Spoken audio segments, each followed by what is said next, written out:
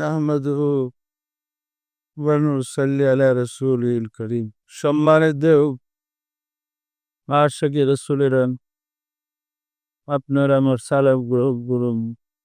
আসসালামু আলাইকুম ওয়া রাহমাতুল্লাহি ওয়া বারাকাতুহু। সম্মানিত আশিকি রাসূলেরা, আমাদের সামনে হজ বা কুরবানি চলে আসছে। আমাদের দেশ থেকে অনেক আশিকি রাসূল সহ অনেক মুসলমানরা হজের উদ্দেশ্যে রওনা করেছেন এবং করতেছেন। আসলে এবাদত গুলার নিয়ম কানুন না জানার কারণে আমরা এবাদত বন্দি করে পূর্ণ ফজিলত ফায়েজ বরকত রহমত করতে পারি শুধু কেবল না জানার কারণে। সম্মানিত আশিকি রাসূলেরা, অন্যান্য বছরের তুলনায় আমাদের অনেক আশিকি রাসূল জাকিররা হজের উদ্দেশ্য রওনা করেছে এবং করতেছে।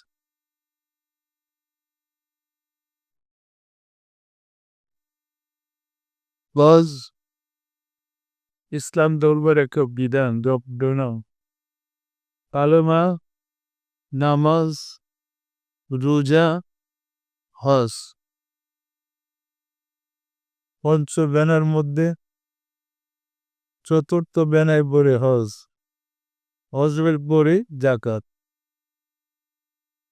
সম্মানিত আশিকি রাসূলেরা, আরবি হাজ্জুন শব্দ থেকে হজ শব্দটার উৎপত্তি, যার অর্থই হচ্ছে সংকল্প করা, প্রতিজ্ঞা করা, নিশ্চিত সিদ্ধান্ত নেওয়া। আল্লাহ এবং আল্লাহ রসুলের বিধিবিধান সঠিকভাবে মেনে নেওয়ার সিদ্ধান্ত করা। বিদায়ের হজ থেকে আমাদের কাছে হজের মূল্য বৃদ্ধি পেয়েছে। হযরত রাসূল সাল্লাল্লাহু আলাইহি সাল্লাম বিদায়ের উপর যে ফরমান দিয়েছিলেন, নির্দেশ প্রচার করেছিলেন, আমার উম্মতের মধ্যে আরফাতের মাঠে পৌঁছার মতো যাদের যোগ্যতা আছে তারা অবশ্যই আরফাতের মাঝে হজের উদ্দেশ্যে চলে আসবে। কারণ এই হজ ছিল রাসূলের জীবনের একমাত্র হজ, যে হজে ইচ্ছা ছিল তার উম্মতে মুহাম্মাদী আশিকে রাসূলদেরকে প্রাণ ভরে দেখবে এবং জীবনের শেষবারের মতো দেখবে ও তাদেরকে জীবনের শেষবারের মতো নসিহত করবেন। পরিষ্কার রাসূলের নির্দেশে যারা ইয়াউমুল আরাফা ৯ জিলহজ আরফাতের মাঠে জমায়েত হয়েছে, একত্রিত হয়েছিলেন, তাদের উদ্দেশ্যে রাসূল পাক সাল্লাল্লাহু আলাইহি ওয়াসাল্লাম বাণী রেখেছিলেন। আর যারা উপস্থিত হতে পারে নাই, অক্ষমতার কারণে, সেই অক্ষমতা শারীরিক হতে পারে, আর্থিক হতে পারে, যারা উপস্থিত হতে পারে নাই তাদের প্রতি বিধান ছিল, তোমরা ৯ জিলহজ যারা হজ করবে তাদের সাথে একাগ্রতা মানে এক সুরে পড়ো তাকবীর গুলা। তাকবীরে তাসবিহ, আল্লাহু আকবার, আল্লাহু আকবার, লা ইলাহা ইল্লাল্লাহ, আল্লাহু আকবার, আল্লাহু আকবার ওয়া লিল্লাহিল হামদ। এতে আমাদের দেশের, আমাদের পরিবারের যে লোক হজে আরফাতের মাঠে রাসূলের বাণী শুনতেছেন, তার সাথে এক হয়ে এখন আমরা প্রতি নামাজে তাকবীর তাসবিহ পাঠ করতেছি। এতে যে উভয় যেন হজের ফজিলত পেতে পারে। আমরা যারা হজে যাই নাই তারাও যেন হজের ফজিলত রহমত বরকত লাভ করতে পারি, এই বিধানটা চলে আসছে। পরিষ্কার। সম্মানিত আশিকে রাসূলের হজের দিন ৯ জিলহজ আরফাতের মাঠে রাসূল আহ্বান করেছিলেন জমায়েত হওয়ার জন্যে। সাহাবায়ে কেরামগণ ৯ জিলহজ জমায়েত হয়েছে। কেউ কেউ ৮ জিলহজ থেকে যাওয়া শুরু করেছে। ৯ জিলহজ গিয়া পূর্বতা লাভ করেছে, পরিপূর্ণ হয়েছে আরফাতের মাঠ। আল্লাহ রাসূল বাণী দিয়েছিলেন। বাণী দেওয়ার পরে সাহাবাদেরকে জিজ্ঞাসা করেছিলেন, আমি কি আমার হক, আমি কি আমার দায়িত্ব পূর্ণ করতে পেরেছি? আমি কি তোমাদের কাছে সত্যের বাণী পরিপূর্ণভাবে পৌঁছে দিতে পেরেছি? সবাই বলছিলেন, জি হ্যাঁ ইয়া রাসূলুল্লাহ। আল্লাহ রাসূল সবাই যখন হাত উঠে বললেন, আল্লাহ রাসূল বলতেছিলেন, হে দয়াময় খোদা, তুমি সাক্ষী থাকো, তুমি সাক্ষী থাকো, আমি আমার হক, আমি আমার দায়িত্ব পৌঁছায় দিয়েছি উম্মতে মুহাম্মাদের কাছে। পরিষ্কার না? পরিষ্কার না? এর অর্থ রাসূল সাল্লাল্লাহু আলাইহি ইসলামের জীবনের শেষ হজ, পরিপূর্ণ ছিল হজ। এই হজের অনুষ্ঠানের মাধ্যমে আল্লাহকে সাক্ষী রেখে রাসূল সাল্লাল্লাহু আলাইহি সাল্লাম বিদায়ের জন্য পরিপূর্ণ প্রস্তুতি নিয়েছেন। পরিষ্কার না? পরিষ্কার না? আমাদের দেশের তখন তো মানুষের কাছে যাওয়ার প্রস্তুতি আসে নাই। এই দেশে তো ইসলামই আসে নাই। ইসলামটা তো অনেক পরে আসছে। আরো ৩00-৪০০ বছর পরে আমাদের দেশে বলি আল্লাহদের মাধ্যমে ধর্ম আসছে। রাসূলের যুগে আমরা ধর্ম পাই নাই। পাইছি? আমরা কার ধর্ম পাইছি? আমাদের দেশে ৩00-৪০০ বছর পরে অলি আল্লাহদের মাধ্যমে এই দেশে ধর্ম আসছে। আমাদের পূর্বপুরুষ বলতে পারেন, বিধর্মী বলে তো দোষের কিছু নেই। বৌদ্ধ ছিল, বৌদ্ধ ছিল, হিন্দু ছিল, বিভিন্ন ধর্মাবলম্বী ছিল। যারা হিন্দুদের মধ্যে বৌদ্ধদের মধ্যে নির্যাতিত ছিল, নিপীড়িত, অত্যাচারিত, লাঞ্ছিত ছিল, তারাই বেশি রাসূলের দল আউলিয়া কেরামদের দল এই দেশে বাংলা ভারত উপমহাদেশে এসে ধর্ম প্রচার করেছেন। তাদের এই সৈন্যকাত মানে তাদের যে ভ্রাতৃত্ববোধ, তাদের পরস্পর যে সহানুভূতি, একই সাথে জামাতে নামাজ পড়া, তাদের আচার আচরণ, চাল চলো, এগুলা দেখে ওই নিরীহ নির্যাতিত মানুষগুলা দলে দলে ইসলাম গ্রহণ করতে শুরু করেছিল। পরিষ্কার। মুসলমানদের চাল চলন, আচার ব্যবহার, এগুলা দেখে তাদের কাছে ভালো লাগছে। দলে দলে জোর করে কেউ ইসলাম গ্রহণ করে না, দলে দলে নিরীহ লোকগুলা ইসলাম গ্রহণ করতে শুরু করেছিল এবং ইসলামের সুশীতল ছায়ার নিচে আশ্রয় নিয়ে তারা বরং শান্তিতে বসবাস করতেছিল। ওইখান থেকে আমরা মুসলমান, আমাদের দেশে ইসলাম। পরিষ্কার। তো আমরা ধর্মের সম্বন্ধে না জানার কারণে যার যা মনে চায় তাই বলি, যা শুনছি তাই বলি। কারণ এখন শোনা কথা ছাড়া কিতাবের কথা সমাজে নেই। কিতাব জানে কয়জন লোক আছে? শোনা কথাই বেশি। সুতরাং আমরা ধর্মের সত্যতা সম্বন্ধে অনেকই অবগত নই। না জানার কারণে এই শোনা কথার উপরই আমাদের ধর্ম চলছে। পরিষ্কার না? পরিষ্কার না? সম্মানিত আশিকে রাসূলেরা, আল্লাহ রাসূল যে বাণী দিয়েছিলেন জীবনের শেষ বিদায়ের ভাষণের বাণী, সেই বাণী মোতাবেক নিজের জীবনকে পরিচালিত করে জীবন উৎসর্গ করাকে হজ বলেছে। রাসূলের যে নির্দেশগুলো করেছিলেন সেগুলো মেনে সে মোতাবেক নিজ জীবন অতিবাহিত করে নাই মূলত হজ। সে বাণীগুলো আমরা কিতাবে পাই, আমরা হাদিসে পাই, কিন্তু সমাজে নাই। সমাজে আছে কি? এখনো হজে যদি এই সিস্টেমটা চালু থাকতো যে হজের বাণী দিয়ে রাসূল সাল্লাল্লাহু আলাইহি ওয়াসাল্লাম নয় জিলহজ যে বাণী মুবারক দিয়েছিলেন সেই ক্যাসেটটা বাজাইয়া সবাইকে বিভিন্ন ভাষায় জানাল রাসূলের প্রতি মানুষ উৎসাহিত হইতো না। এখন তো সরকারের প্রতিনিধি হিসেবে একজন ইমাম ওইখানে ভাষণ করে, যে ভাষণ দেয় সে সরকারের প্রতিনিধি হিসেবে ইমাম ভাষণ দেয়, কিন্তু এই ভাষণটাতে শোভা পেত রাসূলের বিদায় হজের ওই বাণীটা দিলে বা এরা ব্যাখ্যা করে বললে মানুষ মুসলমানরা সবাই অনেক কিছু জানতে পারতেন না।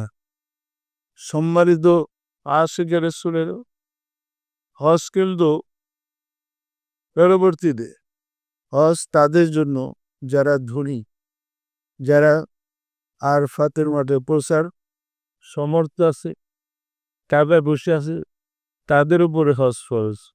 সত্য না মিথ্যা বলেন? আসলে এর ভিতরে আরো অনেক রহস্য আছে, ব্যাখ্যা বিশ্লেষণ অনেক কিছু আছে। দরিয়া হজে যাওয়ার পরে আরব দেশের ইসলামের যে অবস্থাটা সেটা সম্বন্ধে জানতে পারে। মানে আমাদের পূর্বে রাসূলের জমানার যে ধর্মটা ছিল, ধর্মটা কি কেমন ছিল সেটা দরিরা অবগত হইতে পারে। হজে যাওয়ার প্রতি আমাদেরকে এহরাম বাঁধতে হয়। এহরাম বাঁধতে হয় না? এহরাম শব্দের অর্থ দুনিয়াবি যাবতীয় কাজ করব হারাম। আপনি হজের নিয়ত পরে এক টুকরা সাদা চাদর গায়ে দেয়া আর এক টুকরা সাদা চাদর পরে আমরা পরিষ্কার মুর্দা চাইয়েন। মুর্দার কি দুনিয়ার চিন্তা করতে পারে? মুর্দার কি গোসলের সময় বলতে পারে আমার পিঠেতে পানি বসে নেই? মুর্দার কিছু বলতে পারে না, বলতে পারে আমাকে কাজ কিনে বাড়ি ডেলারও। মুর্দার তো মুর্দারই। এরকম মরতু কাবলা আনতা মউত, মৃত্যুর আগে মরা বিদ্যা শিক্ষা করে নাও। মৃত্যুর আগে মরা বিদ্যা শিক্ষা করার জন্যে এহরাম বাঁধে দেওয়া হয়, মানে কাফুরের কাপড় পরে দেওয়া হয়। কাফুরের কাপড় পরেই ওদের রওনা দিল পরিষ্কার মুর্দার। ওই অবস্থায় যদি একটা মশা একটা পিঁপড়া কাটে, কামড় দেয়, আপনি যদি থাপ্পড় দিয়ে মশাটা মারেন, একটা জরিমানা দিতে হবে, একটা দুম্বা জরিমানা। কেন মারলাম? মারা মানুষ তুমি আবার মশা মারতে গেছো কে? পরিষ্কার না এই বিধানের উপরে মাঝে গিয়া তা ফিরতে হয়। সাফা মারুয়া দৌড়াইতে হয়। সাফা মারুয়া দৌড়ানোর একটা রহস্য আছে। হজরত বিবি হাজরা আলাইহিসসালাম দিয়ে যখন নির্বাসিত করেছিলেন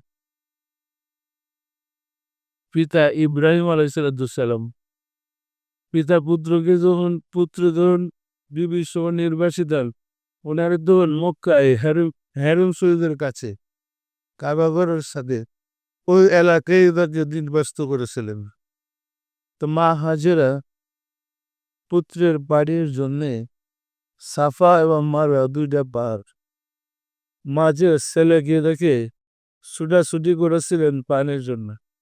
একবার সাফাতে দৌড়ে যেতেন পানির খুঁজে, না পায় আবার ছুটাচ্ছেন মারওয়াতে, মারে আরেকটা পাহাড় না, দুই পাহাড়ে দৌড়াদৌড়ি করতেন পানির জন্য। আর ফিরে ফিরে তাকে দিন ছেলেরে বাঘে টাগে নিয়ে যায় না, ছোট বাচ্চা তো বাঘে বা কেউ ক্ষতি করে ফেলে নাকি। এটা তো আজকে প্রায় 4,000 4,500 বছর আগের ঘটনা। ছেলেকে রেখে মা যে পানির জন্য দৌড়াদৌড়ি করছিলেন, কত বছরের ঘটনা বলি? 4,500 প্রায় 5,000 বছর আগের বছর। সত্যি না মিথ্যা? এখনো যত লোক পৃথিবীর যে কোনো দেশের মুসলমান হজে গেলে ওই সাফা মারওয়া তাই করতে হয়, দৌড়ে দেয়। ওইভাবে মা হাজেরা যেমন দৌড়েছিল আমাদের দেশে কি দৌড় কয় কুচি দৌড় বলে না, ওই দৌড়ে দৌড়ে আবার মাঝে গিয়া ফিরা ফিরা তাকায় ওই ছেলে বাঘে খেয়ে পারে নাকি। এখনো কি ছেলে এখানে আছে? বাঘে নিয়ে যাওয়ার সম্ভাবনা আছে। এ তো ৫,০০০ বছর আগের ঘটনা। আমি আলোচনা করে পড়ছি হজটা কি কেন বোঝার জন্য, পরিষ্কার না পরিষ্কার না। আসলে এখন দৌড়াদৌড়ি করার পিছনে রহস্য বা অর্থই হচ্ছে মা হাজেরা আলাইহিস সালাম পুত্র ইসমাইল আলাইহিস সালাম দুইজনের যে অলৌকিক ঘটনা, একটা জীবনের যে একটা ঘটনা, মা ছেলেকে রেখে পানের জন্য ছুটাছুটি করতেছিলেন, এই কাজটা আল্লাহর কাছে খুব পছন্দ হয়েছে।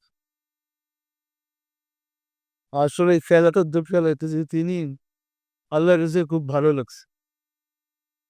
ওই কর্মটাই মুসলিম বিশ্বের উপরে যারা বাজে যায় যে তোমরা এইভাবে দৌড়াদৌড়ি করো, স্থায়ী করো, ফিরে ফিরে তাকাও।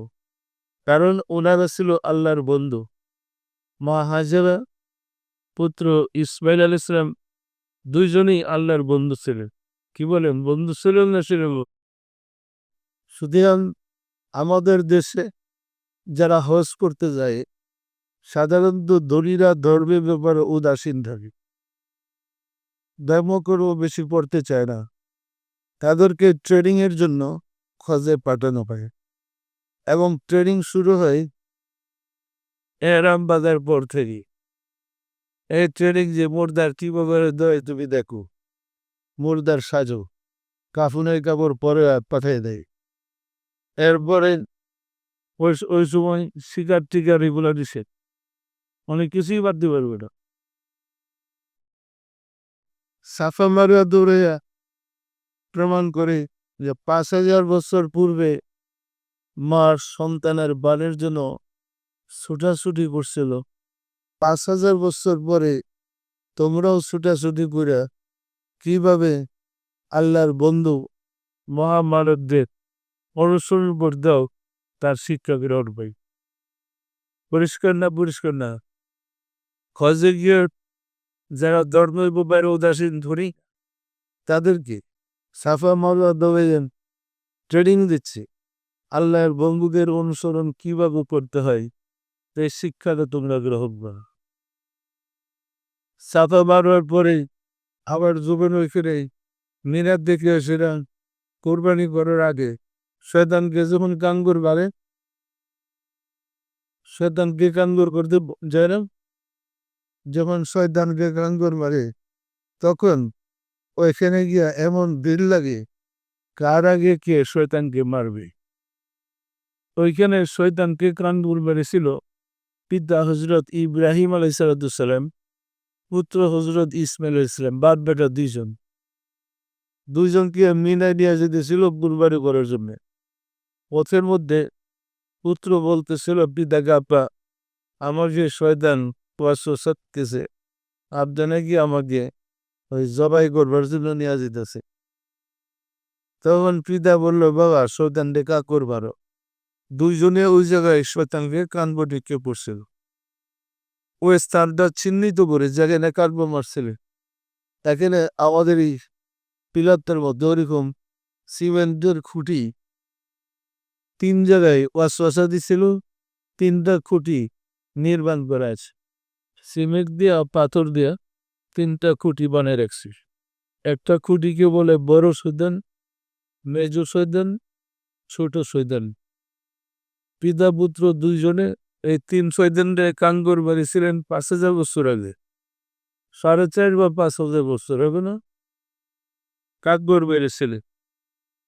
কাকের অনুসরণ করেই, যেহেতু ওনারা ছিলেন আল্লাহর বন্ধু, একজন ইব্রাহিম ও খালিলুল্লাহ, ইসমাইল ও জবিহু, একজন আল্লাহর নামে কুরবানিত গৃহ, আরেকজন আল্লাহর বন্ধু। এই দুই বন্ধু ওইখানে শয়তানকে পাথর মেরেছিলেন। তাদের অনুসরণ, যেহেতু তারা আল্লাহর বন্ধু ছিল, আল্লাহর দুস্থ ছিল, কিভাবে আল্লাহর বন্ধুদের অনুসরণ করা লাগে এই ট্রেনিং এর জন্য 5,000 বছর পরে গিয়ে সিমেন্ট দিয়ে 3টা শয়তান বানিয়ে রাখছে। সিমেন্ট দিয়ে কি শয়তান বানানো যায়? কিন্তু 3টা শয়তান বানিয়ে রাখছে। এই সিমেন্ট দিয়ে শয়তান যে বানিয়ে রাখছে ওই শয়তানকে গিয়ে সেরে আপনার কানগর বেড়ে। আমাদের দেশ বা কোনো কোনো দেশের মুসলমানরা গিয়ে আবেগের জ্বালাই পায়ের থেকে জুতা গিল্লা ফিক্কা লাগাই। আর শয়তানটা বাইরে করো শয়তানটা বাইরে ফেলাইতে গিয়া অনেক সময় পাড়ার নিচে বইরা অনেক বইরে যায়। পরিষ্কার না পরিষ্কার না, এটা একটা শিক্ষা, একটা আদর্শ। ইসলাম যে একটা আদর্শের ধর্ম, এটার পরিচয়, এটা প্রমাণ।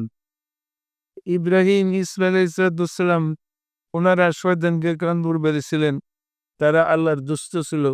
একজন হাবিবুল্লাহ, একজন খালিলুল্লাহ। তাদের অনুসরণ করাইয়া প্রভাব বললেন যে অলি আল্লাহ বা আল্লাহর বন্ধুদের কিভাবে অনুসরণ করতে হবে তার ট্রেনিং নিয়ে যাও। পরিষ্কার না পরিষ্কার না? তারা চাক্ষুষ পাথর মাইরে সরাসরি সিমেন্টের ফুটিতে পাথর নিক্ষেপ করে 49টা কাঙ্গুর মধ্যে হয় না, এই পাথর মেরে প্রমাণ করে যে আমি নিজে ওনার অনুসরণ করে আসছি। পরিষ্কার না পরিষ্কার না? এরপরে গিয়া কুরবানির পালা। কুরবানিতে গিয়া ওই যার যা খুশি কুরবানি দেয়, এখানে উট আছে, মহিষ আছে, দুম্বা আছে, যে যারা পারে কুরবানি দেয়। কুরবানি দিয়ে সেটা স্মরণ করে ওই পিতার কিভাবে পুত্রকে আল্লাহর নামে উৎসর্গ করেছিলেন সেই শিক্ষাটা গ্রহণ করা এবং তাদের অনুকরণ করার জন্যই ওইখানে গিয়ে কুরবান। পরিষ্কার না পরিষ্কার না? এইভাবে গোটা হজটার মাঝে মূলত আল্লাহর অলি বন্ধুদের অনুসরণ কিভাবে করতে হবে, কেমনে তাদেরকে মানতে হবে, এই শিক্ষার জন্যে দরিদের উপরে হজ ফরজ। পরিষ্কার? এবং দরিরা এই ট্রেনিংটা নিয়ে আসে যে তাকেও মহামানবদের সামনে গিয়ে তার সাইজা কাজ করতে হয়, খালি পায়ে, খালি মাথায়, এবং খালি পায়ে খালি মাথায় কাফনের কাপড় পরা অবস্থায় এই কাজগুলা করতে হয়। পরিষ্কার না পরিষ্কার না? যা পরিষ্কার মুর্দার সাইজে আল্লাহর অলি বন্ধু নবী রাসূল বা অলি বন্ধুদের সামনে গেলে নিজেকে মুর্দার মনে করে চলতে হয়, খালি মাথায় খালি পায়ে কাফনের কাপড় পরে থাকতে হয়, যেন কোনোরকম বেয়াদবি না হয়, ঠিক মতো আদবের সাথে অনুষ্ঠানটা পালন করতে পারে। পরিষ্কার? সম্মানিত আশিকের রাসূলের আমরা যারা হজে যাইছি, আমরা কি এর মর্ম বুঝি, এর ব্যাখ্যা বুঝি? আমরা নিজেরা তো বুঝি না, আমাদেরকে বোঝাই দেয় ঠিক ওইখানে কেউ নাই যে আপনাকে বুঝে বলবে যে ভাই এখানে যে ট্রেনিং নিছেন এই ট্রেনিংটা আপনার দেশে গিয়া কাজে লাগেন। আল্লাহর অলি বন্ধুদের সাথে আচরণ কিভাবে করতে হয়, তাদের সামনে মোর্দার সেজে যেতে হয়, খালি মাথায় খালি পেয়ে এই ট্রেনিংটা নিয়ে যাও, এটা বলে কিন্তু কেউ নেই। আমরা কিন্তু মানে জিদ্দের চালাই, কাম করবার পরিবর্তে সুযোগ পাইতে জুতাই ফিক্কা লাগে। পরিষ্কার না পরিষ্কার না? এইগুলি বলতেছিলাম শুরুতে যে না জেনে আবাদত বন্দেগী করলেন মঞ্জিলে মকসিদে পৌঁছা যায় না, সঠিক ফল পাওয়া যায় না। পরিষ্কার? রাসূল পাক সাল্লাল্লাহু আলাইহি ওয়াসাল্লাম রজব মুবারকে জিয়ারত থেকে কান্নাকাটি রুনাজারি প্রাণ বড় দেখার জন্যে।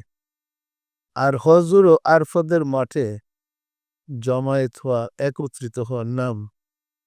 তো আরফাদের মাঠে যখন আপনি গেলেন, যাওয়ার পরে আপনি স্মরণ করেন কি যে একটা ওইখানে একটা পিলারের মতো বলা হয়েছে চিহ্ন, যেখানে জাবালে রহমত, জাবালে রহমতের ওই সূরার মধ্যে যেখানে হুজুর পাক সাল্লাল্লাহু আলাইহি ওয়াসাল্লাম দাঁড়াইয়া ভাষণ দিছিলেন,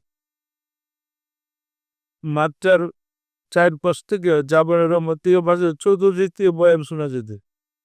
তো ওইখানে একটা সিমেন্টের ফুটি দেয়া রাখছে, পিলার চিহ্ন দিয়ে রাখছে যে ওইখানে গিয়া দাঁড়াইয়া রাসূল সাল্লাল্লাহু আলাইহি ওয়াসাল্লাম বাড়িয়ে দিছিলেন।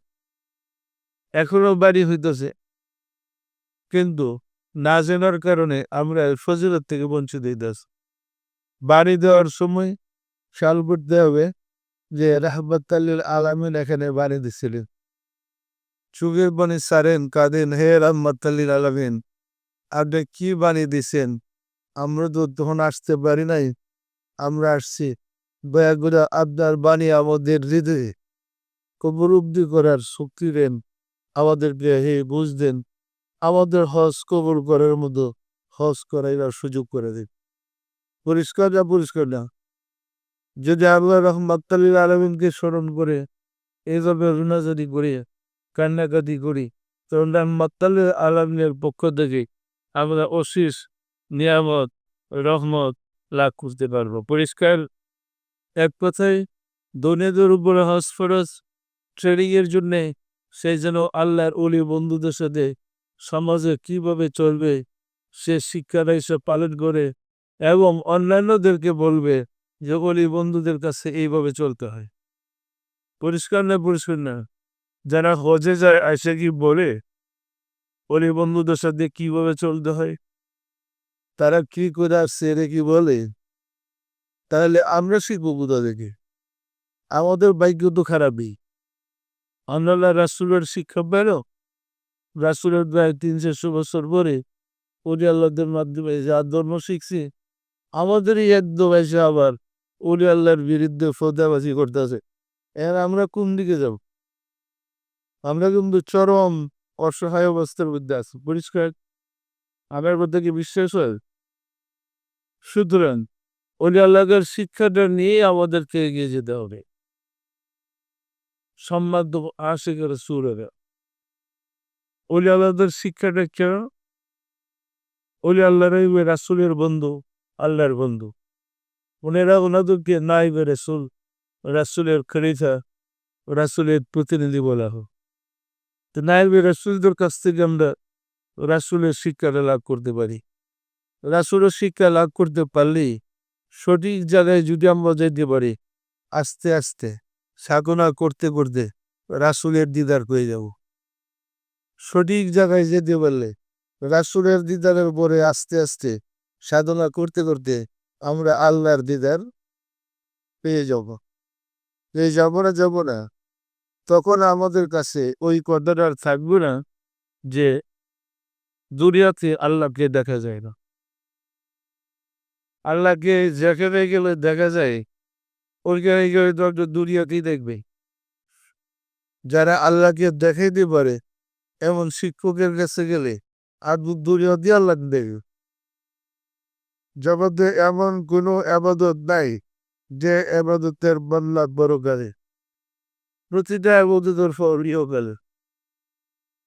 প্রতিটা আবাদতের মানে ফজিলত ইহকালে। ইহকালে ফজিলত লাভ করেন আপনি আল্লাহ মুমিন হবেন, ইমানদার হবেন, আল্লাহ হবেন। ইহকালে ফল না পাইলে পরকালে কি পারি? পরিষ্কার না পরিষ্কার না? আমরা যে নামাজ পড়ি, রোজা পড়ি, আবাদত বন্দি করি, হজ করি, যাকাত দেই, সবার ফল কিন্তু দুনিয়াতে। কিন্তু নিয়ম ধর্মটা সঠিকভাবে জেনে সেই মোতাবেক আমল করা। পরিষ্কার? মৌলানা বিবি রহমাতুল্লাহ বলেছিলেন, দিল বদস্তে আর কে হজে আউবরাস সদা যারা কাবা এক দিল বেদরাস ये काबा बनाए आप वो गलास्त काबा बनाए अजनूर खुदास्त ये काबा गुजरगाहे खलीलास काबा गुजरगाहे रब्बे जलियास। রবি রহমতুল্লাহ বলেন, তুমি যদি আল্লাহর অলিকে ভালোবাসতে পারো, আল্লাহর বন্ধুকে ভালোবাসতে পারো, তাহলে আকবরী হজের চেয়ে আরো বেশি সওয়াব হবে। আকবরী হজ ছিল যে হজ শুক্রবারে অনুষ্ঠিত হয়, সেটাকে ওই দেশে বাদশার পক্ষ থেকে কিছু সাহায্য করে আকবরী হজ বলে, মানে বড় হজ। সুতরাং আকবরী হজের হজ হচ্ছে বেশি ফজিলত হবে তুমি যদি আল্লাহর অলি বন্ধুকে ভালোবাসতে পারো। কেন? ये काबा दिलाए आबो दिलाए আকাবা দিলায়ে আজনুরে কুদাস। বাইতুল্লাহ শরীফের কাবা ঘরকে ইট পাথর আর পানি দ্বারা তৈরি করা হয়েছে। আর উলি আল্লাহর দেহ মোবারককে আল্লাহর নূরের তাজাল্লা দিয়ে সৃষ্টি করা। ये काबा गुजर गए खलीलास আকাবা জুবল গায়ে রপে জালিরাস। বাইতুল্লাহ শরীফের কাবা পর্গে ইট পাথর এবং পানি দ্বারা তৈরি করার পরে তার ভিতরে হযরত ইব্রাহিম খলিলুল্লাহ বসবাস করতেন। আর মোমের লোকের দিল কাদাকে আল্লাহ তার নূরের তাজাল্লা দ্বারা তৈরি করে তার ভিতরে নিজে থাকেন। যে ঘরে আল্লাহ থাকে এটা মূল্য বেশি না যে ঘরে ইব্রাহিম খলিলুল্লাহ বসবাস করে এটা মূল্য বেশি? সুতরাং হাদিস শরীফ আছে কুলুবুল মুমিনিনা আরশুল্লাহ, মুমিন ব্যক্তির হৃদয়ে আল্লাহর সিংহাসন। পরিষ্কার, মুমিন ব্যক্তির কলব আল্লাহর সিংহাসন, মুমিনদের হৃদয়ে আল্লাহ থাকেন। পরিষ্কার। তাহলে মুমিন ব্যক্তিদের মূল্য অনেক বেশি কাবা ঘরে হচ্ছে। আল মুমিনু আকরামু হুরমাতুম মিনাল কাবাতি। মুমিন ব্যক্তিগণ হাদিস শরীফ আছে। মুমিন হাদিস রাসূলের হাদিস। মুমিন ব্যক্তিগণ কাবা ঘরের চেয়ে অধিকতর সম্মানিত। পরিষ্কার না পরিষ্কার না? সুতরাং মুমিন হন, ইমানদার হন, আশিকে রাসূল হন। আশিকে রাসূল হলে আপনার মূর্তি অনেক বেশি। আপনাদেরই মধ্যে আশিকে রাসূল 2-4 জন যারা মারা যেতেছে, খোঁজখবর পাওয়া যেতেছে মৃত্যুর 4 মাস 6 মাস 10 মাস পরে কবর ভেঙে গেছে, কাপড়ে মাটিয়ে রাখেনি, সে তো ওইখানে আরবে যাওয়ার খুশ নসিবও পায় নাই। রাসূলের কাছে কালমা পড়ার সুযোগও তারা দেয়। কিন্তু এখানেই তরিকা পুরো আশিকে রাসূল হয়ে তার কবরের দেহটা নষ্ট হয় না। বিশ্বাস হয়? আপনাদের বিশ্বাস হয় এটা? সুতরাং আপনি মুমিন হন, আশিকে রাসূল হন। 1 তারিখে বলকের বাদশা ইব্রাহিম আদম নিয়ত করেছে আমি হজে যাব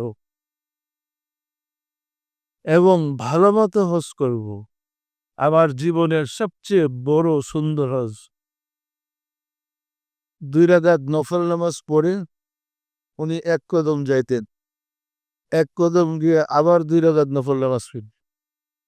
এইভাবে বলক থেকে মক্কা শরীফ অনেক দূরে। 1 কদম হাইটা 2 রাকাত নফল নামাজ, এইভাবে নামাজ পড়তে পড়তে ওই হজে গেলেন। হজে যাওয়ার পরে অনেক কষ্ট হয়েছে তো। কাবা ঘরের কাছে গিয়ে প্রচার পুরো দেখে ওইখানে কাবা ঘর উপস্থিত নাই। দীর্ঘদিন কষ্ট করে যিনি যে যে কাজটা করে ওইটা ব্যর্থ হলে মনে খুব বেশি ব্যথা লাগে। লাগে না? লাগে না? যখন দেখে কাবা ঘর উপস্থিত নাই, লোকটা পাওয়ার ওদের হাই হাই এত কষ্ট করে রাখলাম, ভালো হজ করবো, সবচেয়ে বড় হজ, সবচেয়ে আমার জীবনের শ্রেষ্ঠ হজ, আজকে আমারই দোষে গেল। ওরে হা উদ্ধার শুরু করছে, পাগলামি শুরু করছে, কান্নাকাটি শুরু করছে। এমন সময় রাব্বুল আলামিনের পক্ষ থেকে সংবাদ আসলো, হে আদম তুমি ধৈর্য ধরো, অপেক্ষা করো। কাবাব রাজিয়া বস্রীকে রিসিপশন করতে গেছে। তা করে আশ্চর্য রাবিয়া কোথাকার, আমি এত কষ্ট করে হজ করতে আসলাম, আমার খবর নেই কাবা বলতেছে একটা মেয়ে রাবিয়া তাকে রিসিপশন করতে। কি ব্যাপার? সে কিন্তু অস্থির হয়ে গেছে। কিছুক্ষণ অপেক্ষা করার পরে দেখা গেল কাবাগরও হাজির, রাবিয়াও হাজির। তো উনি রাবিয়াকে বললো, রাবিয়া বলছিলাম শুনছিলাম না, উনি কি নবী ছিলেন, রাসূল ছিলেন, ওলি আল্লাহ ছি। কিছুক্ষণ পরে রাবিয়া বস্তিগর হাজির হলো। তো ইব্রাহিম আজম রাবিয়া বস্তিকে জিজ্ঞেস করে, এ রাবিয়া, তুমি কি এত বিশৃঙ্খলা লাগিয়ে দিলে? আমি কি বিশৃঙ্খলা লাগাইল? যে আমি এত কষ্ট করে 14 বছরে পায়ে আইটা হজ করতে আসছি, আমি এসে কাবাগর পাই নাই, এখন কাবাগর গেছিল তোমাকে রিসেপশন করতে, তুমি কি করছো? মানে এটাও তার অভিযোগের সুরে কথাটা বলতেছে। তো রাবিয়া বলে, হে আধাম, তুমি কার জিয়ারতের জন্য আসছিল? এই 14 বছরে পায়ে হাইটা যে কষ্ট করে আসলাম, কার জিয়ারত করতে আসছো? বলে, হ্যাঁ, কাবাগরের জিয়ারত করতে আসছি। আমি কাবার মালিকের জিয়ারত, আমি হজে আসতেছিলাম কাবার মালিকের জিয়ারতের জন্য।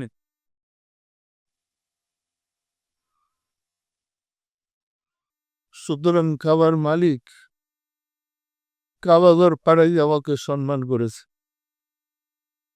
বলেন তো, কাবাগরের মূল্য বেশি না আল্লাহর বন্ধুর মূল্য বেশি? আমরা কিন্তু এইসব তথ্য জানি না। না জানার কারণে, না জানার কারণ এই সম্বন্ধে আমরা কোথাও শুনিও না। পরিষ্কার না পরিষ্কার নাম। অন্যদিকে হজরত মুজাদ্দেদ আল ফিসারি রহমতুল্লাহ নাম শুনছেন? সেরহান শরীফ, এটা পাঞ্জাবে পড়ছে, এটা ভারতের পাঞ্জাব। হজরত মুজাদ্দেদ আল ফিসানি রহমতুল্লাহ, উনি 8 তারিখে মর্দা বেকুল হয়ে গেছেন। রাসূল যে হজ করছেন, ফেরত ফিরছেন, আমি একটু জিয়ারতে যাব, রাসূলের জিয়ারতে যাব, তোয়াফও করতে যাব, মানে হজ করতে যাব। মনটা বেকুল হয়ে গেছে। ওলি আল্লাহদের একটা বিধান আছে, সরকারি কর্মচারী যেমন সরকারের পারমিশন ছাড়া কোথাও যেতে পারে না। যত ডিসি আছে, এসপি আছে, কর্তৃপক্ষকে না জানিয়ে ছুটিতে যেতে পারবো। পরিষ্কার না পরিষ্কার না? খুদাই প্রশাসনের তৈরি আল্লাহরা, ওনারা পারমিশন ছাড়া যাওয়ার অধিকার নেই। পরিষ্কার না পরিষ্কার না?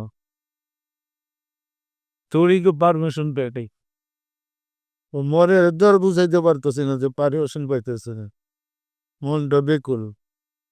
তো মাগরিবের নামাজের সময়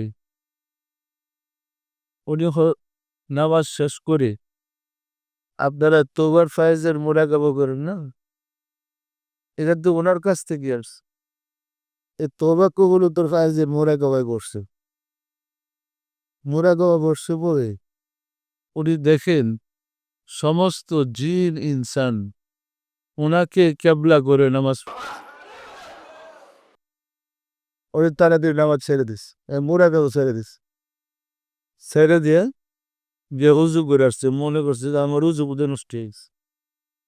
উজু নষ্ট হয়েছে, তাল বিদ্যাল দেখতেছে, উজু ঘুরে এসে আবার বসছে। বসার পরে দেখে সমস্ত জিন ইনসান ওনাকে কেবলা করে নামাজ পড়তেছে। পরপর 3 বার এই দৃশ্য দেখার পরে উনি সাজদায় লুটা পড়ে কাঁদতে শুরু করলেন, দয়া ভাই, আমি কি নাফরমানি করি, আমি দয়া করে আমার বুঝিয়ে দাও, কেন আমার এই দুর্গতি, এত বড় বোঝো বাবাই পড়ে কেন, আমার ভুলটা দয়া করে ভেঙে দাও, আমার শিখে দেখিয়ে দাও। কাঁদতেছে পরে তখন রাব্বুল আলামিন, হে আমার হাবিব, হে আমার দোস্ত, আব্দুল্লাহ হজ করতে যাইতে চেয়েছিলেন, আমি আপনাকে পারমিশন দেয়নি, আপনি তোমার বন্ধু, আমি কাবাগরকে নির্দেশ করেছি আপনার সামনে হাজির হইতে। এখন কাবাগর আপনার সামনে উপস্থিত। পৃথিবীর যত মানুষ এবং জিন কাবাতি শরীফতি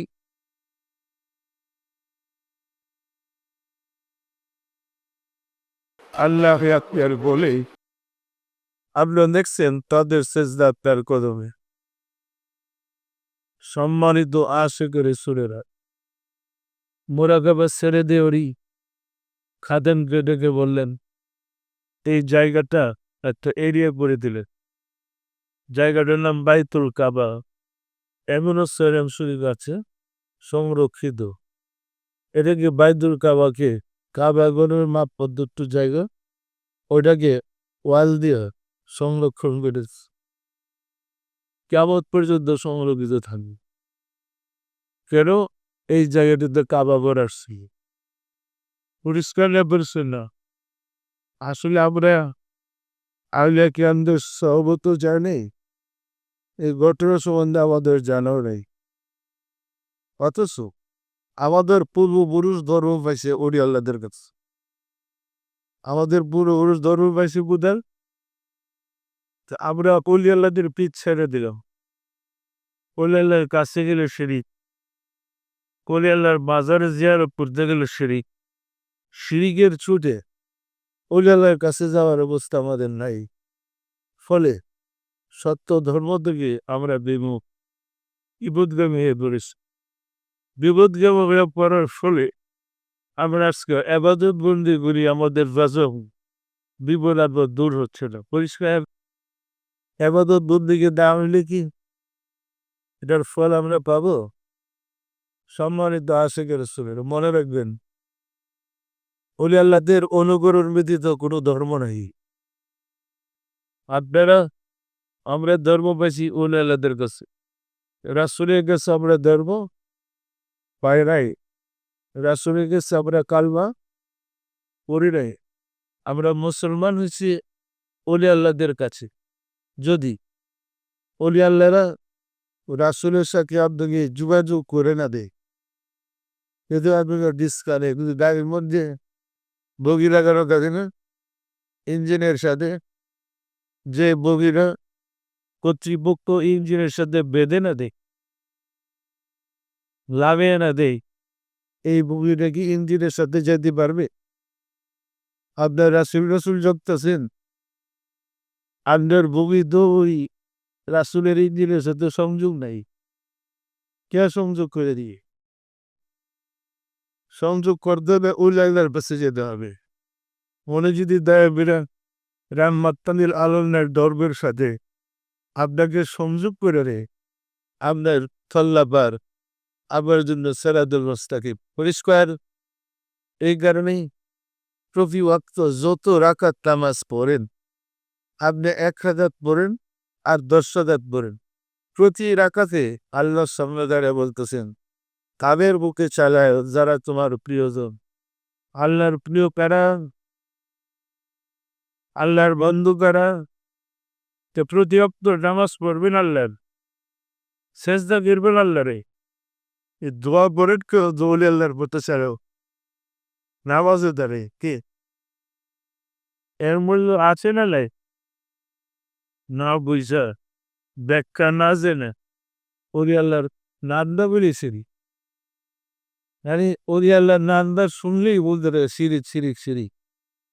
তাহলে ওলি আল্লাহ শিরিক, রাসূল শিরিক, ওলি আল্লাহ শিরিক, মিলাদ শিরিক, আর হুজুর এলো ফরজ। কি বলে? কি বলে হুজুর ফরজ?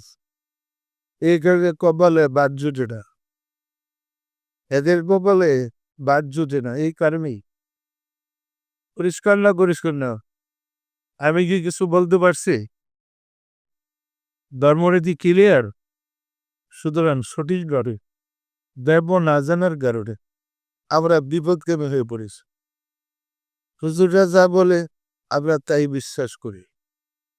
এখন হুজুরদের বিশ্বাসটা কতটুকু নিরাপদ আমাদের জন্য জানতে হবে, বুঝতে হবে, এরপরে মানতে হবে।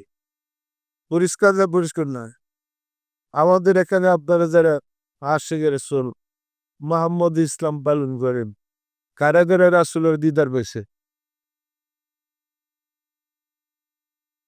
আলহামদুলিল্লাহ, লাখ লাখ শুকর আল্লাহর। হাত নামা না, লাখ লাখ শুকর আল্লাহ।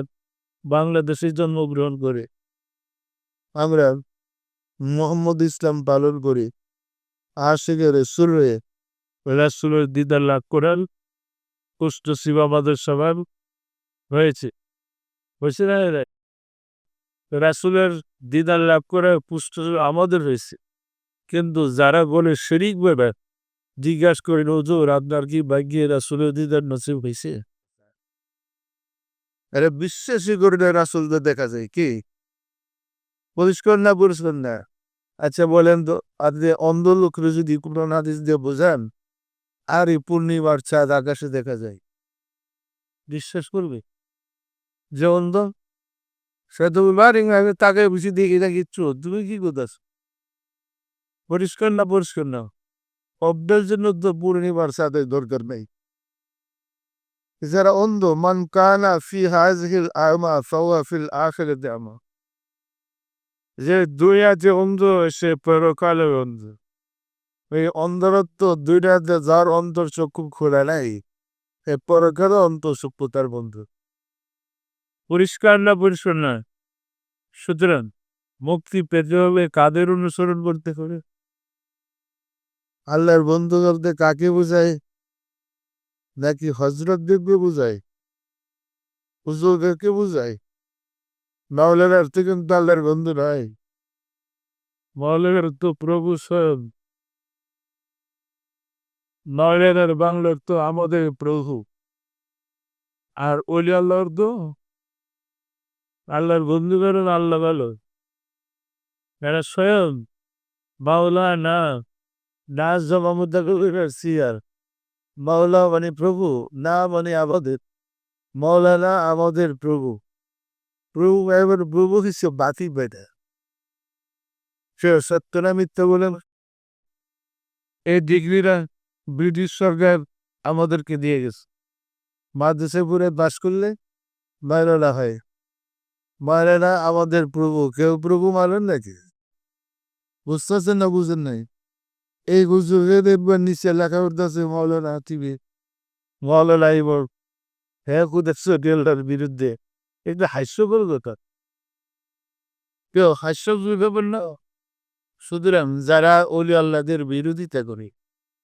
আপনাদের বিবেক দিয়ে বিচার করেন এরা কি মুসলমানের কাতারে আছে এরা কি আল্লাহর কাছে আছে সুতরাং তাদের কথা আমরা শুনব না তাদের অপপ্রচার আমরা কান দেব না আমরা সেরাদ্দে মোস্তাকিমে চেষ্টা করবো কায়েম থাকার জন্য পরিষ্কার কারণ এই সেরাদ্দে মুস্তাকিমের কথা আমরা প্রতিদিন নামাজে বলছি প্রতি ভক্ত নামাজে বলতেছে সুতরাং আমরা সেরাদ্দে মুস্তাকিমে থাকতে চাই থাকতে চান না আপনারাই এবং যে সেরাদ্দুল মুস্তাকিমের ট্রেনিং নেওয়ার জন্য সারা বিশ্বের ধনী লোকদেরকে কাফনের কাপড় পরাইয়া খালি মাথায় খালি পায়ে কাবার 7 বছর তোয়াফ ফরাইয়া তোয়াফ করাইয়া শয়তানকে কানকর মারাইয়া কুরবানি দিয়া রাসূলের জিয়ারত করে আরফাতের মাঠে গিয়া অনুষ্ঠান করে দেশে ফিরে আসছে মানে ট্রেনিং নিয়ে আসছে আমাদের দেশে আর্মিদেরকে উচ্চ ট্রেনিং এর জন্য বিদেশে পাঠায় ওই ট্রেনিংটা যাওয়ার আমার দেশে যেমন কাজে লাগে এটু কাবে কিন্তু আফসোস না জানার কারণে মদিনা গিয়ে উচ্চ ডিগ্রিটা উচ্চ ট্রেনিংটা গিয়ে আমি ফিরে আসলাম আইসা এটার বিপরীত আইসা বলি মদিনে মক্কা মদিনায় মিলাদ নাই আমার দেশে মিলাদ হলে কোথা দেয় শুনুন কারণ গেলি কিছু বাংলা বই কিছু সংস্থা সমস্যা আছে ধরাই দেয় বাংলা দিলিকে এটা ধরাই দেয় হাজির কেটে নেন ক্যাসেট দিয়া দেখেছো মানে এদের ধর্ম প্রচার করতেছে এই ক্যাসেট দেখে এই মিলাদ ওরা ওই গেছিল আবেদন অনুকরণ শিখবে বিপরীত যা যে মিলাদ শিরিক মিলাদ বেদাত মানে মাজার বেদাত শিরিক এই সংগঠনটা নিয়ে আসে পরিষ্কার না পরিষ্কার না আপনাদের যারা হজে যায় জিজ্ঞেস করেন একবার আছে কিনা তাহলে শয়তানের দখলে রয়েছে কলম, মানুষের কলমটা কার দখলে? সাধনা গুড়া শয়তান গান সরে জড়াবি, সরে আল্লাহকেও বসাইতে বললে আপনি মুমিন। এখন কলবদমে শয়তান আছে, আমরা কি শয়তানের শিক্ষা নেব? না, শয়তানের শিক্ষাটা সরাও দেয়া, আল্লাহ রাসূলের শিক্ষা নেব। পরিষ্কার, আমরা যদি আল্লাহ রাসূলের শিক্ষাটা লাভ করতে পারি, ফাইজা জাকার আল্লাহ কানাসে, শয়তান তীরের মতো বেড়ে যাবে। ওয়াইজা গাফালা গাছপাশে সরাই দিলা বললে সে দখল করে থাকবে। শয়তানকে যদি সরাই দিতে পারি আল্লাহর জিকিরের দ্বারা, তখন আমাদের কলবটা কার দখলে যাবে? পরিষ্কার আল্লাহর দখল, পরিষ্কার আপনার কলব আর শুনলে আল্লাহর আরশে পরিণত হবে। পরিষ্কার, তাহলে কলব থেকে শয়তানকে সরানোর জন্য আপনি যে রাত্রদিন মুরাকাবা করতেছেন, জিকির করতেছেন, যে স্পন্দনে আল্লাহ আল্লাহ আল্লাহ খেয়াল করবেন, এ করবেন জিহাদ, এটা সবচেয়ে বড় জিহাদ। আল্লাহ রাসূল বলেন, রাজানা মিন জিহাদিল আসগারি ইলা জিহাদিল আকবার, আমরা বড় যুদ্ধ থেকে, ছোট যুদ্ধ থেকে বড় যুদ্ধের দিকে দাবিত হইলাম। সাহাবেরা জিজ্ঞেস করেন, ইয়া রাসূলুল্লাহ, যে যুদ্ধে স্ত্রীকে বিধবা করতে হয়, ছেলেগুলোকে এতিম করতে হয়, তার চেয়ে বড় যুদ্ধ কোনটি? আল্লাহ রাসূল বলেন, নফসের সাথে যুদ্ধ করা। নফসে চাই পাপ করতে, আমি করব না। নফসে চাই অন্যায় আচরণ করতে, আমি করব না। নফসের সাথে যুদ্ধে জয় লাভ করতে যিনি পেরেছেন, তিনিই মূলত গাজী, তিনিই প্রকৃত গাজী। পরিষ্কার না? পরিষ্কার না? সম্মানিত আশিকের চলে যান, মহব্বতের সাথে তরিকার আমলগুলো করে আপনাদের আমাদের নসিব ভালো এই ভেবে পূর্ণিমার চাঁদ সম্বন্ধে পবিত্র কোরআন, কোরআনে আল্লাহর বাণী, পবিত্র হাদিস শরীফে রাসূলের বাণী আপনারা শুনতে পারছেন। চাঁদ সত্য না মিথ্যা বলেন? আল্লাহ কোরআন সত্য না মিথ্যা? আল্লাহ রাসূলের হাদিস সত্য না মিথ্যা? এই কথাগুলো কিন্তু আমরা জানতাম না। আমরা লেখাপড়া যাই করছি, আমাদের দেশে যারা লেখাপড়া করছে, আমাদের সিলেবাসে পড়ে নয়াদারি হাদিস নাই, আমরা জানতাম না। তাফসীর লিখতে গিয়ে এগুলা বেরিয়ে আসছে। পরিষ্কার না? পরিষ্কার না? তাফসীর লিখলে তো তন্ন তন্ন করে আবার কোথায় কি আছে, তখন এই আয়াত এবং হাদিস আমরা খুঁজে পেয়েছি। আসলে আমরা কি চাঁদের তাগায় কিছু দেখেছি? কি দেখেছি বলেন? কারা কারা দেখছেন হাত তুলেন। আলহামদুলিল্লাহ, আল্লাহর লাখ শুকর। তো আমরা যে পূর্ণিমার চাঁদে দেখেছি বা দেখতেছি, 2008 সালের 10 অক্টোবর থেকে আমরা পূর্ণিমার চাঁদে দেখতেছি নাকি? এর শুকরিয়া আদায় করা আমাদের উচিত না উচিত না? দেখে, আমরা এমন একটা ফেতনার যুগে এসেছি, যে ফেতনার যুগে আল্লাহর খুঁজা বাইক করা কঠিন। কারণ সারা দুনিয়ার মুসলমান বলেন অমুসলমান বলেন সকল ধর্মের লোকই বলে আল্লাহ নিরাকার, আল্লাহকে দেখা যায় না, আল্লাহকে দুনিয়াতে দেখা যায় না। হাসরে মাঠে দেখতে পারবেন, তেমন ভিন্ন কথা বলে, কিন্তু বলে না, বলে না। রাব্বুল আলামিন রাহমাতুল আলামিনের কাছে আজ থেকে প্রায় 1,500 বছর আগে ঘোষণা করেছে কোরআনের 2টা আয়াত। এই 2টা আয়াতের পাশাপাশি আল্লাহ রাসূল আয়াতের ব্যাখ্যা দিতে গিয়ে 14টা হাদিস বর্ণনা করেছে। ইচ্ছা করলে রাসূলকে চাঁদে দেখে বলতে পারতেন, এই যে দেখো আল্লাহর চেহারা, পারতেন না? পারতেন? তখন মানুষের মধ্যে 2টা দল, একটা দল হলো মুসলমান, আরেকটা দল ছিল কাফের। মুসলমানদের মধ্যে কোনো দলাদলি ছিল না। আর মুসলমানদের নেতৃত্ব দিতেছিলেন রাসূল স্বয়ং। পরিষ্কার না পরিষ্কার না? রাসূল বলেছেন আমার উম্মতের মধ্যে ৭২ দল। অন্যান্য নবীর উম্মতের মধ্যে ছিল ৭২ দল। আমার উম্মতের মাঝে হবে ৭৩ দল। একদল বেহেশতি, ৭২ দল জাহান্নামী।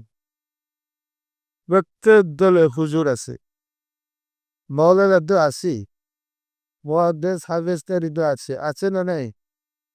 প্রত্যেক দলের লোক নামাজ পড়ে, রোজা করে, প্রত্যেক দলের লোক রাসূলরে রাসূল মানে, আল্লাহকে আল্লাহ মানে, মানে না মানে না? কিন্তু একদল আরেক দলকে কাফের বলতেছে। আছে কিন্তু আপনাদের দেশে আছে না নাই? আল্লাহ রাসূল বলেন ৭৩ দলের মধ্যে একদল বেহেশতি, ৭২ দল জাহান্নামী।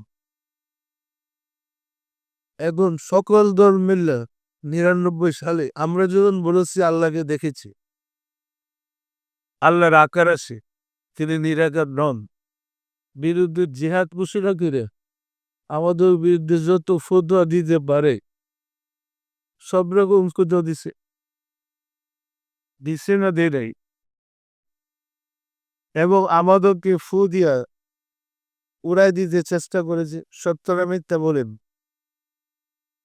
এই পরিস্থিতিতে যখন আল্লাহ এবং আল্লাহ রাসূলকে নিয়ে মাঠ গরম, তখন আল্লাহর পক্ষে বলার কেউ নেই। আমরাই প্রমাণ করেছি দুনিয়াতে আল্লাহকে দেখা যায়। কেন বললাম? আবার বলেছে এখানে বিশ্ব সুফি সম্মেলনে আমার আল্লাহকে দেখেছি, অপরাধ কি? তাহলে আমি কি কুকুর হচ্ছে খারাপ হইলাম? বলার পরে মনে একটা হয়েছিল কি প্রকাশ্য বলছিলাম তো, আর মনে আছে অনেক হাজার হাজার হুজুর আসছে দেখতে। এর আগে গন্ডগোল সাংবাদিক সম্মেলনে আগে বক্তৃতা দিছি, পরে এটা নেই গন্ডগোল, আল্লাহরে দেখা যায়। তখন দলে দলে আসছে শুনবে আমি কি বলি। যখন বললাম একটা নিকৃষ্ট কুকুর তার মনে পেছিনে দেখে কোনো অপরাধ নেই, মানুষ আশরাফুল মাখলুক ব্যবসার তার মালিক দেখলেই কাজ হতো। এটা কি হইল? চুপ করে আমার মনে হয় ঠাডা পড়লে যেমন বেলা সেজা খেয়ে যায়, যেমন ঠাডাই পড়ছে। এরপর আল্লাহর দিদার উপর 16টা আয়াত আছে, একটার পর একটা পুরোনো আয়াতগুলো বললাম। প্রতিটা আয়াত প্রমাণ করে দুনিয়ার আল্লাহরে দেখা যায়। পরিষ্কার না পরিষ্কার না? আসলে কেউ খুঁজা তো দেখে নেই, কেউ খুঁজা তো তালাশ করে নেই। আমরা কোরআনকে তন্ন তন্ন করে খুঁজে বের করেছি আল্লাহর অঙ্গ প্রত্যঙ্গ কোথায় কি আছে। আল্লাহর অঙ্গ প্রত্যঙ্গ খুঁজা বের করে আমরা আপনাদের সামনে উপহার দিচ্ছি। আল্লাহ কোনোদিনই নিরাকার ছিলেন না, এখনো নিরাকার নাই, কোনোদিন নিরাকার হবে না। পরিষ্কার পরিষ্কার শুধু কোরআন দিয়ে প্রমাণ করছে।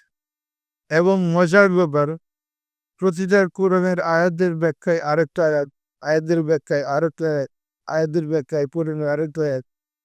এরপর প্রতিটা আয়াতের ব্যাখ্যায় মানে হাদিস, রাসূলের বাণী, রাসূল এই আয়াতের ব্যাখ্যায় কি বলছেন এইরকম। যেমন এক একটা আয়াতের 14টা 15টা 26টা 27টা 28টা পর্যন্ত আমরা হাদিস লাগাইছি। পরিষ্কার না পরিষ্কার না? আর প্রমাণ করে দিলাম একটা দিনের দেন না আল্লাহ দিদার, একটা প্রমাণ দেন আল্লাহ দিদার পারুটা।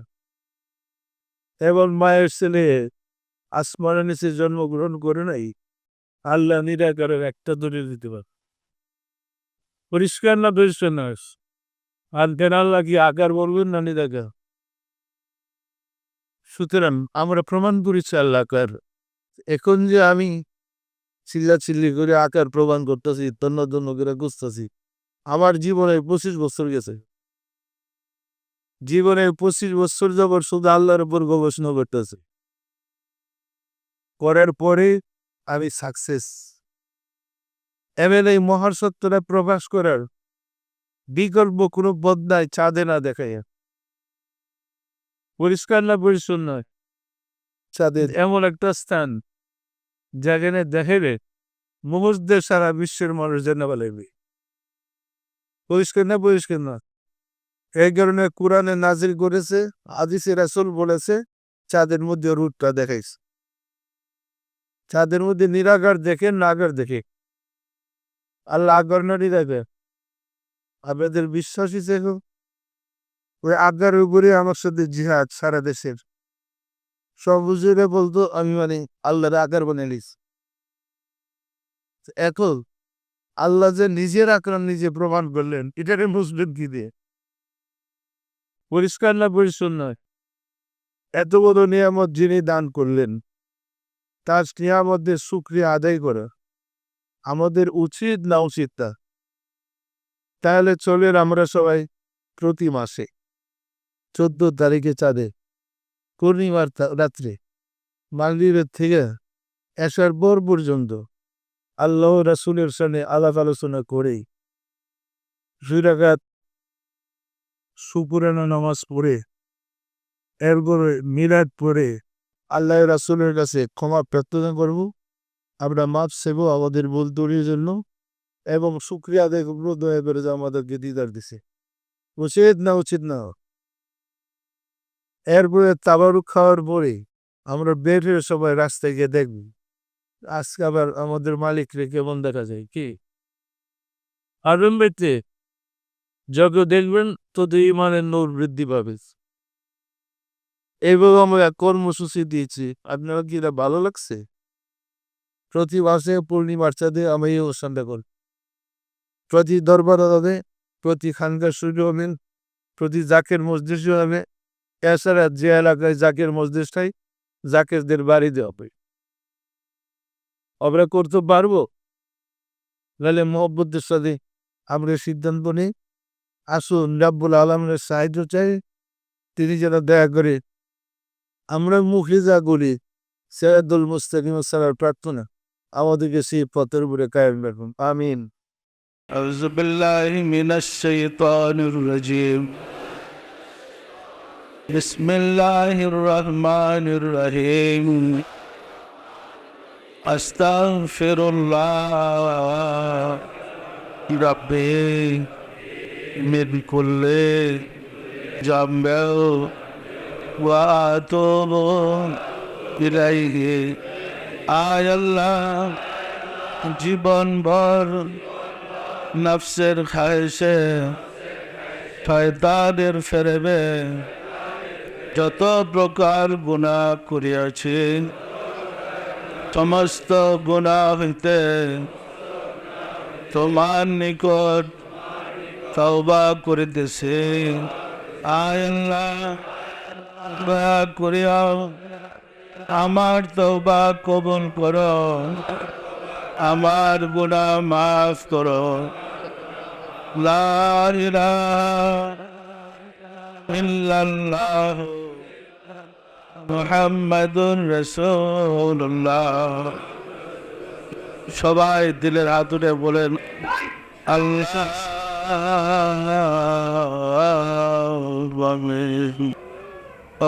দল মৌলা দল খুদা পদম কাঙ্গাল ভিক্ষু গেরা পবিত্র জুমার দিনে জুমার নামাজ পড়লাম আজকের তালিম গ্রহণ করলাম সবশেষে তোমার প্যারা হাবিবের শানে দুরূদ সালাম আর মিলাদ শরীফ পড়লাম আলোচনার পরে আমরা তোমার বন্ধুর উসিলা ধরে তোমার শাহী দরবারে তওবা করলাম নফসের তারলায় শয়তানের দুকায় জীবনভর যত ভুল ব্যাধি করেছে দয়া করে মাফ করে দাও মাফ করে দাও রে মওলা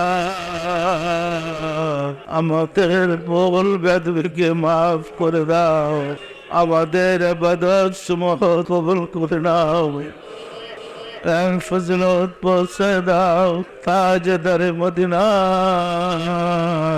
সরকার দু আলম হযরত মুহাম্মদ মুস্তাফা আহমদ মুস্তাফা সাল্লাল্লাহু আলাইহি ওয়াসাল্লামের হুজুরে সব নজর পৌঁছাও রাসূল পাক সাল্লাল্লাহু আলাইহি ওয়াসাল্লামের সম্মানিত পিতা মাতা দাদা দাদি নানা নানি আল আওলাদ আল সাহাব আজওয়াজ মুতাহিরিন আল বাইতিন খুলাফায়ে রাশিদিন লের আর পঙ্গজরে সব নজর বসাও খাতুনে জান্নাত মা ফাতিমা রাদিয়াল্লাহু তাআলা আনহা সাইয়েদনা হযরত ইমাম হাসান সাইয়েদনা হযরত ইমাম হুসাইন রাদিয়াল্লাহু তাআলা আনহুমা যারা দিন ইসলামের জন্য কারবালার প্রান্তরে শাহাদাত বরণ করে গেল রে মাওলা, দয়া করে তাদের আরো আব্বাকে হুজুরে সব নজর বসাও। বাবা আদম আলাইহিস সালাম হইতে রাসূল সাল্লাল্লাহু আলাইহি ওয়াসাল্লাম পর্যন্ত যত আম্বিয়া ইকরাম দারুল বাকায়ে তাশরিফ নিয়েছেন তাদের আরো আব্বাকে হুজুরে সব নজর বসাও। সব নজর বসার মাওলা আমার মুর্শিদ পিরানে পীর দস্তগীর সুলতানুল মাশায়েখ সুলতান ইয়া মুজাদ্দাদ আব্দুল ইমাম শাহ চন্দ্রপুরের রহমাতুল্লাহ আলাইহি তার সহধর্মণি হযরত বড় মা রহমাতুল্লাহ আলাইহি সব নজর বসর মাওলা হযরত খাজা বাহাউদ্দিন নকশবন্দ রহমাতুল্লাহ মুজাদ্দিদ আল ফিসানি রহমাতুল্লাহ খাজা মঈনুদ্দিন চিশতি রহমাতুল্লাহ বড় পীর আব্দুল কাদের জিলানী রহমাতুল্লাহ তাদের তরিকার সিলসিলায় যত পীর অলি গাউস কুতুব তামাম পৃথিবীর মোমেন মোমেনাত যে জায়গার ইন্তেকাল করে আসরে মাওলা দয়া করে তাদের আরো আব্বাকে হুজুরে সব নজর বসাও। আমরা ভিক্ষুকেরা যারা তোমার শাহী দরবারে হাত উঠালাম আমাদের আপন আপন গর্ভধারিণী মা জননী জন্মদাতা পিতা মহাবদর স্ত্রী শ্রদ্ধা শ্বশুর শাশুড়ি দাদা দাদি নানা নানি কালু খালা ছেলে মেয়ে খেসাকরাবা যে জায়গায় ইন্তেকাল করে শ্রী মাওলা দয়া করে তাদের আরো আব্বাকে হুজুরে সব নজর বসাও। আর যারা জগতের বুকে বেঁচে আছে তাদের প্রতি তুমি রহমত নাযিল করো মাওলা গো। ঘরে ঘরে আশিকে রাসূল বানায় দাও, আশিকে রাসূলদের বিপদ আপদ বালা মুসিবত অভাব অনটন দূর করে দাও মাওলা গো। আমাদের মুনাজাত দয়া করে কবুল করে দাও আমিন। বাগলা ইলাহা ইল্লাল্লাহ মুহাম্মাদুর রাসূলুল্লাহ।